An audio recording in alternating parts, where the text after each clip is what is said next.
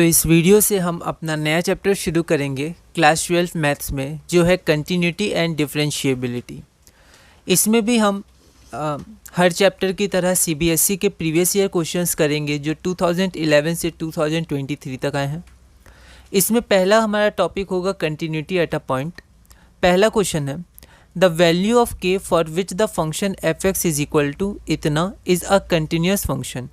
तो ये जो फंक्शन है, ये फंक्शन हमारा कंटिन्यूस फंक्शन है, तो हमें के की वैल्यू फाइंड करनी है।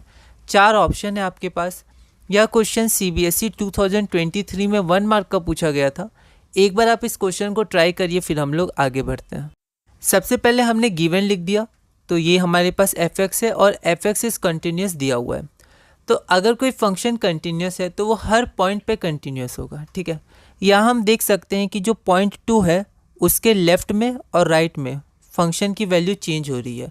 तो के की वैल्यू फाइंड करने के लिए हम लोग इस पॉइंट के अराउंड कंटिन्यूटी चेक करेंगे, ठीक है। मतलब कंटिन्यूस है तो इस पॉइंट के अराउंड हम लोग कंटिन्यूटी देखेंगे। तो now since f x is a continuous function, thus f x is continuous at x is equal to 2। तो एक्स इक्वल टू 2 के अराउंड वो कंटिन्यूस है, ठीक है। At x is equal to 2, तो अगर वो एक्स इक्वल टू 2 पे कंटिन्यूस है तो left hand limit at x is equal to 2 is equal to right hand limit at x is equal to 2 is equal to F of 2। ये तीनों होता है, ठीक है। पर यहाँ पर हम लोग 2 ही चेक कर रहे हैं क्योंकि इन्हीं 2 से हमें एक इक्वेशन मिल जाएगा, ठीक है। तो यहाँ पर हम एच का यूज़ कर रहे हैं, ठीक है। एक होता है एच का यूज़ करके हम लोग लिमिट सॉल्व करते हैं और कभी कभी हम लोग डायरेक्ट एक्स का यूज़ करके ही करते हैं। तो जब किसी पॉइंट के अराउंड फंक्शन बदल जाता है तो जनरली हम लोग एच का यूज़ करते हैं, ठीक है।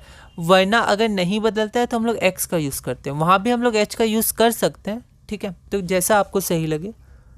तो यहाँ left hand limit at x is equal to 2 is equal to right hand limit at x is equal to 2, ठीक है। अब लेफ्ट हैंड लिमिट है तो एक्स 2 से लेफ्ट में तो 2 माइनस, तो X tends to 2 minus F x is equal to X tends to 2 plus F X, ठीक है।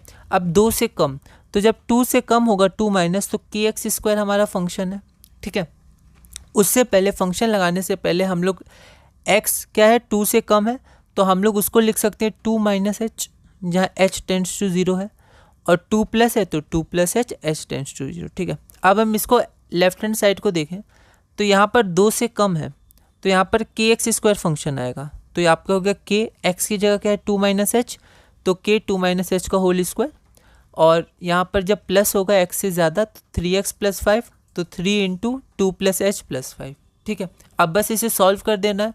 तो 2 माइनस एच का होल स्क्वायर हो गया, a माइनस बी का होल स्क्वायर इतना हो गया, ठीक है। और इसको हमने सॉल्व किया तो 6 प्लस 3h प्लस 5, ठीक है।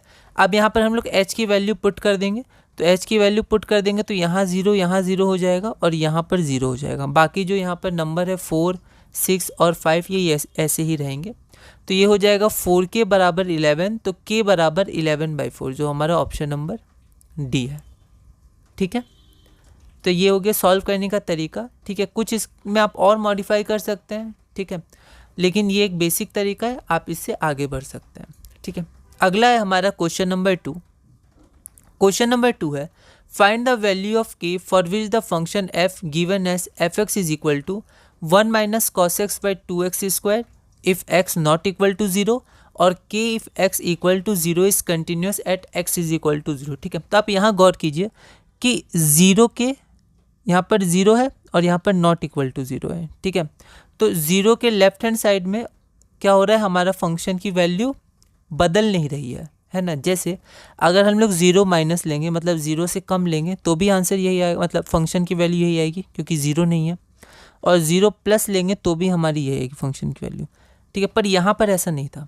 यहाँ पर 2 से अगर कम लेते तो ये आती और 2 से ज़्यादा लेते तो ये आती, तो फंक्शन की वैल्यू चेंज हो गई है ना, फंक्शन का जो एक्सप्रेशन है।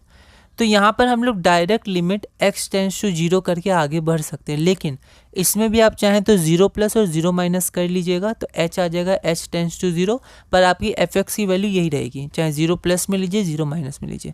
इसलिए इसमें कभी कभी लोग डायरेक्ट सिर्फ टेंड्स टू 0 करके आगे बढ़ जाते हैं, है ना। तो इसमें हम लोग इक्वेशन कैसे फॉर्म करते हैं, तो f इक्वल टू 0 को इक्वेट करके, जो हम लोग अगली वीडियो में देखेंगे।